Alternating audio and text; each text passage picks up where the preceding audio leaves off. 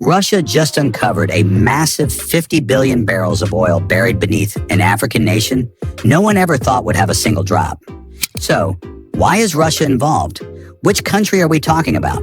And what could this discovery mean for Africa's future? Let's break it down.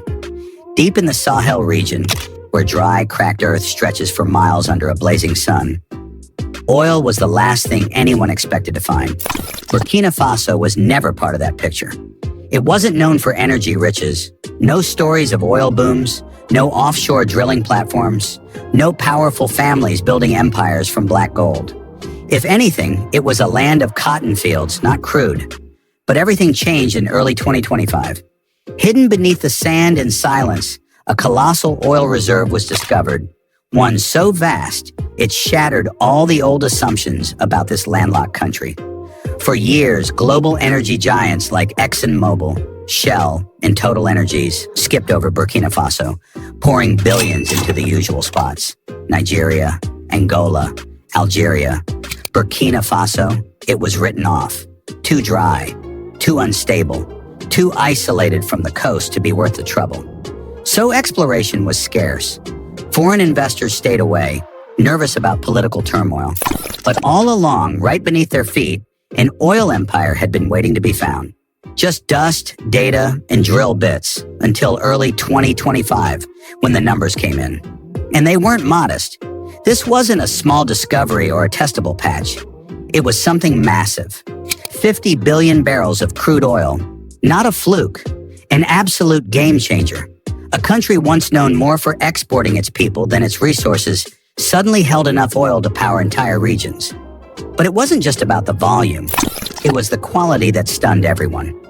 Early analysis showed the crude was light and sweet, the kind that refines easily into high-grade gasoline and fetches top dollar on the global market. That kind of oil is rare, especially in a place like this.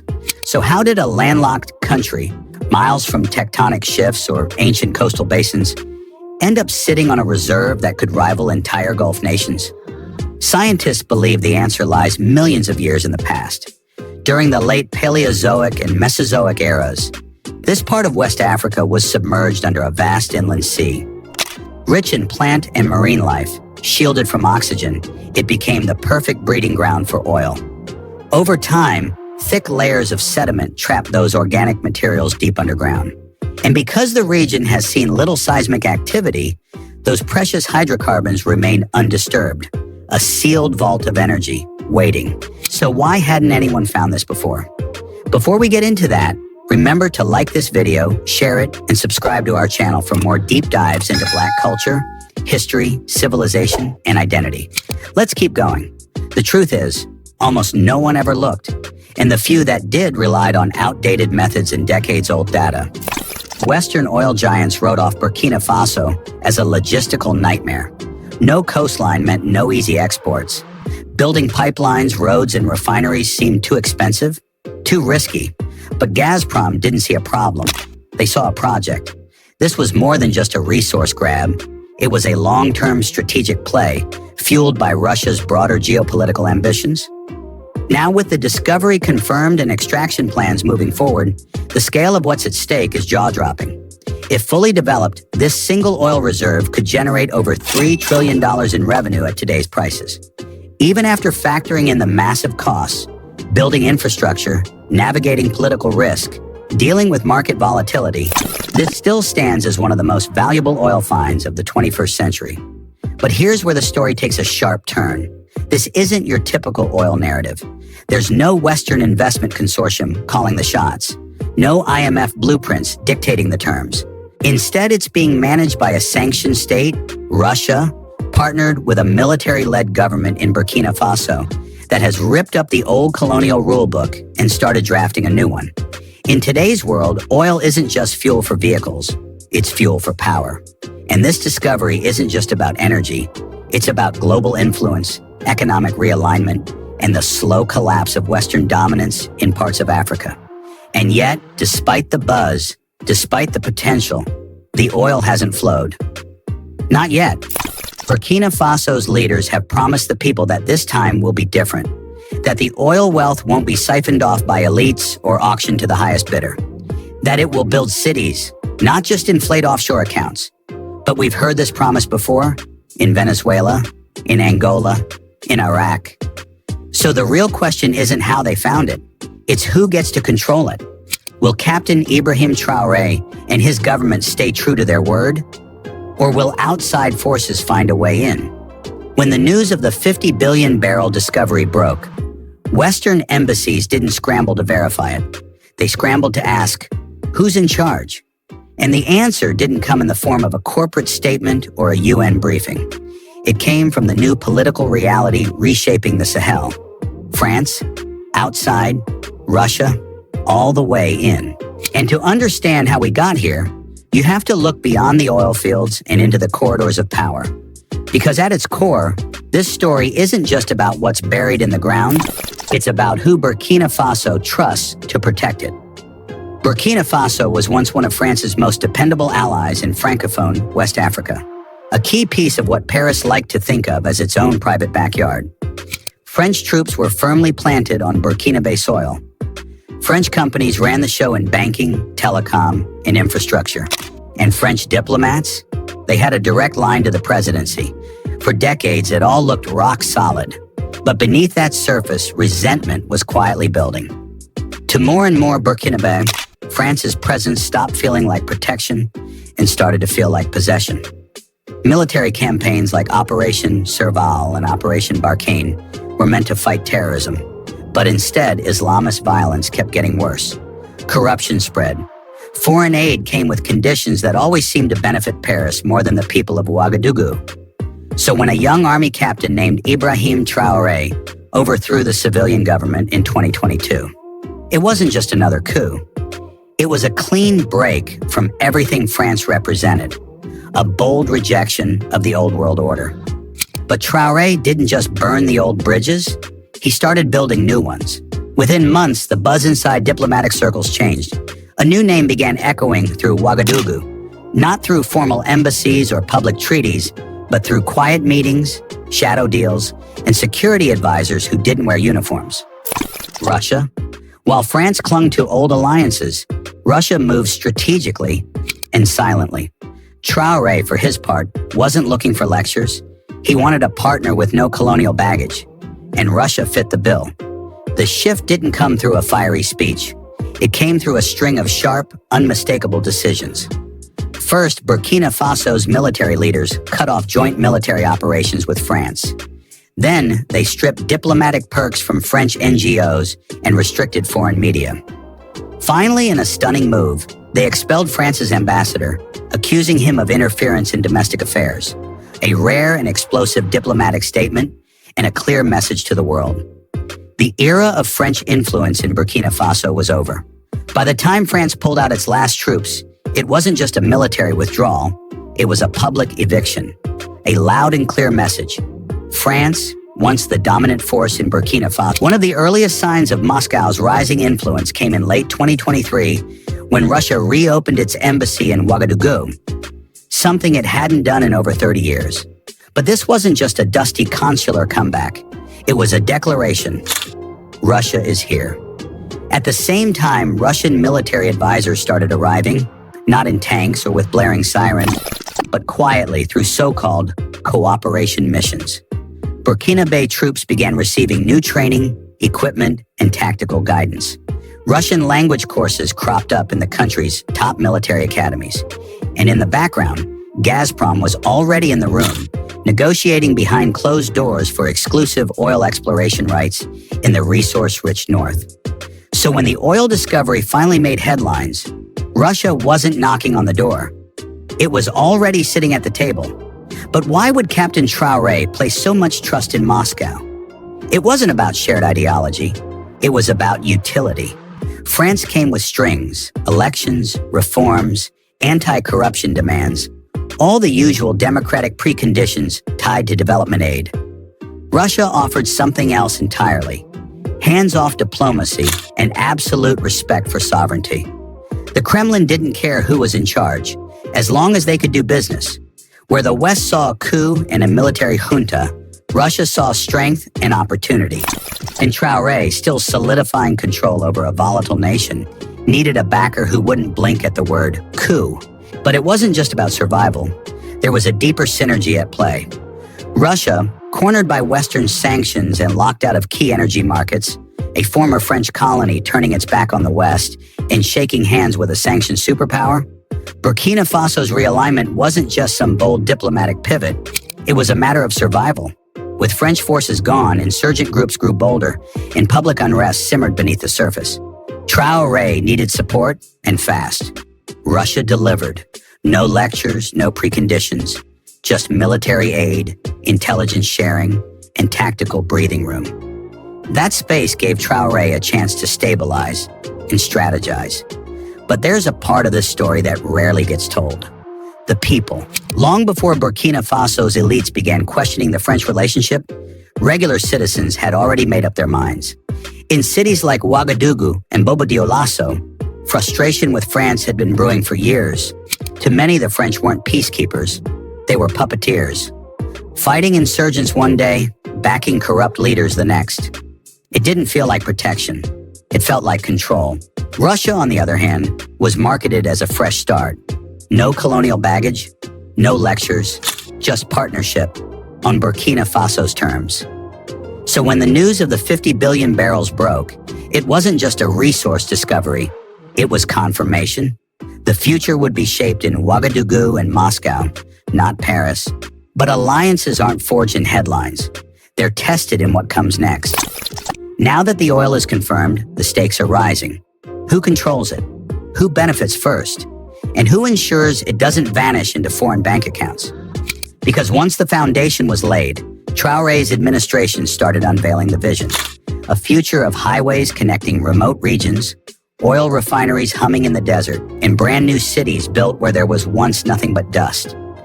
In most countries, oil is the endgame, the treasure, the prize, the reason for war. But in Burkina Faso, it's different. These 50 billion barrels weren't introduced as a miracle or a golden ticket. They were presented as a tool, a beginning, a means to reshape the nation from the ground up, a stepping stone.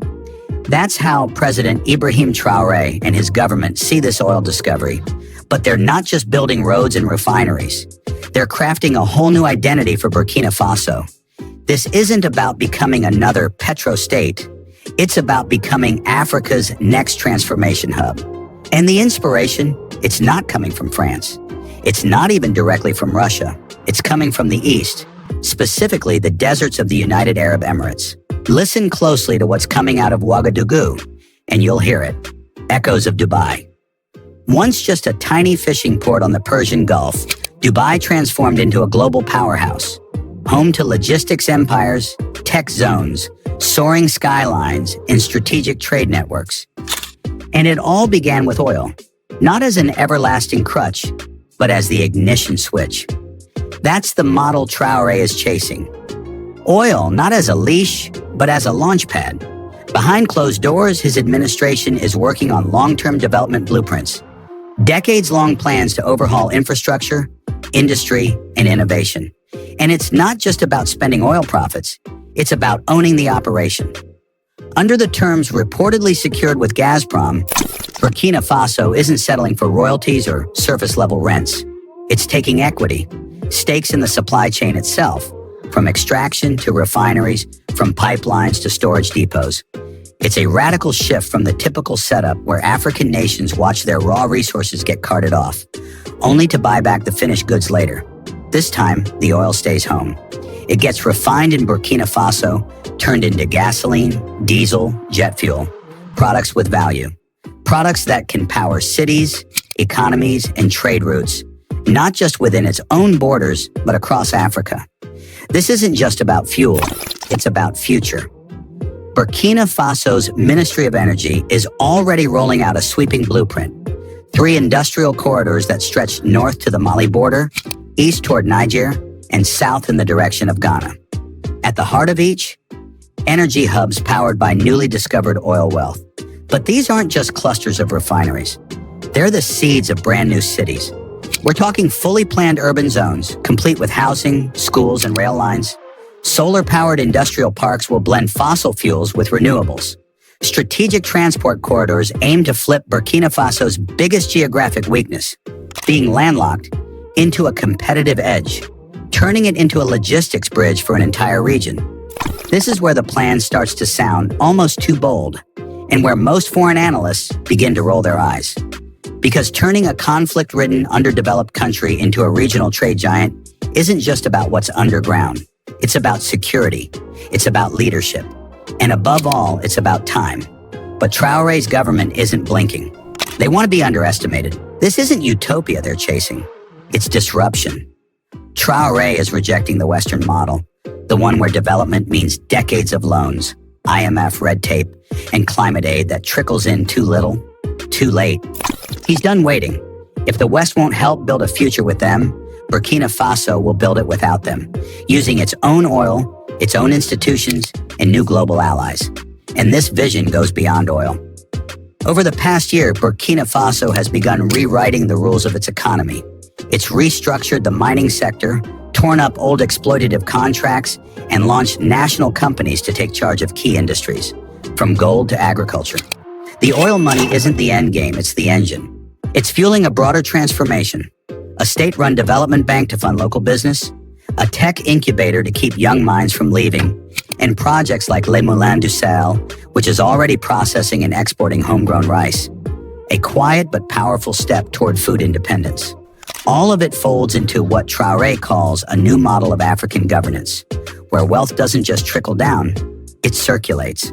To critics, it sounds too ambitious, maybe even delusional. How can a country still fighting insurgents and political upheaval reinvent itself in just 10 years? But those critics are missing something big, a psychological shift. For the first time in living memory, a leader in Burkina Faso isn't asking the world to wait or to watch. He's saying, move aside, we've got this. He's not asking for applause. He's asking for action, for the people of Burkina Faso to roll up their sleeves and build. The oil discovery isn't a lottery win. It's a down payment. And Traoré is making sure it doesn't get lost in the cracks of corruption that have swallowed other African oil booms. His government is already installing digital systems to track every franc of petroleum revenue. They're piloting transparency dashboards that let citizens see exactly where the money's going. Which districts are getting roads, schools, and clinics? Which companies are landing infrastructure contracts? And how much of the national budget is now backed by oil? If it works, and that's still a big if, then Burkina Faso won't just be exporting barrels. It'll be exporting a new model of governance. One where oil doesn't just buy power, it builds trust. The plan is delicate. The stakes are towering, but the goal is undeniable. Burkina Faso doesn't want to become the next Nigeria, plagued by oil-soaked corruption and boom-bust economics. It wants to become something completely original. The first Burkina Faso, defined not by what it lacks, but by what it's ready to claim. Still, vision invites resistance. And as this plan gains speed, so does the pressure. Internal sabotage, foreign meddling, economic intimidation. It's all in play, but none of it seems to shake Traoré. Not now, because he understands the moment. He knows the world is watching, not with curiosity, but with calculation. For decades, Burkina Faso was a pawn on a chessboard mapped in Paris, Brussels, and Washington. Its resources were lifted, its people sidelined, and its future mortgaged in the name of development that never came. Contracts were signed behind closed doors. Promises were made, then forgotten. Aid flowed in, and power flowed out. But now the script is flipped. This time it's not a foreign envoy calling the shots. It's a captain turned president staring down the legacy of empire and rewriting the rules. Not just for Burkina Faso, but for a continent ready to stop waiting for permission. No more middlemen. No more leftovers from the colonial era. No more development aid that just deepens the country's debt. Traoré is building something daring, a future where the people of Burkina Faso truly own what lies beneath their land. And no challenge, no headline from the West, no diplomatic backlash can stand in his way. Because this battle isn't just political anymore. It's about dignity. It's about rewriting the legacy. And Traoré is making one thing crystal clear.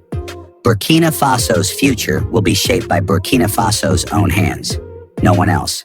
So, what do you think? Will Traoré stand his ground? How long will it take for Burkina Faso to become the country it's aiming to be? Drop your thoughts in the comments below. Can any outside power stop this momentum? Want to see more videos like this? If yes, hit that subscribe button and ring the bell right next to it. We're committed to bringing you stories nobody else talks about. Black culture, history, civilization, and the incredible legacy of Black people throughout time. Thanks for watching, and until next time, stay tuned. And its future mortgaged in the name of development that never came. Contracts were signed behind closed doors. Promises were made, then forgotten. Aid flowed in, and power flowed out. But now the script is flipped. This time it's not a foreign envoy calling the shots. It's a captain turned president staring down the legacy of empire and rewriting the rules. Not just for Burkina Faso, but for a continent ready to stop waiting for permission. No more middlemen, no more leftovers from the colonial era, no more development aid that just deepens the country's debt. Traoré is building something daring, a future where the people of Burkina Faso truly own what lies beneath their land. And no challenge, no headline from the West, no diplomatic backlash can stand in his way. Because this battle isn't just political anymore. It's about dignity. It's about rewriting the legacy. And Traoré is making one thing crystal clear. Burkina Faso's future will be shaped by Burkina Faso's own hands. No one else. So, what do you think? Will Traoré stand his ground? How long will it take for Burkina Faso to become the country it's aiming to be? Drop your thoughts in the comments below. Can any outside power stop this momentum? Want to see more videos like this? If yes, hit that subscribe button and ring the bell right next to it. We're committed to bringing you stories nobody else talks about. Black culture, history, civilization, and the incredible legacy of Black people throughout time. Thanks for watching, and until next time, stay tuned.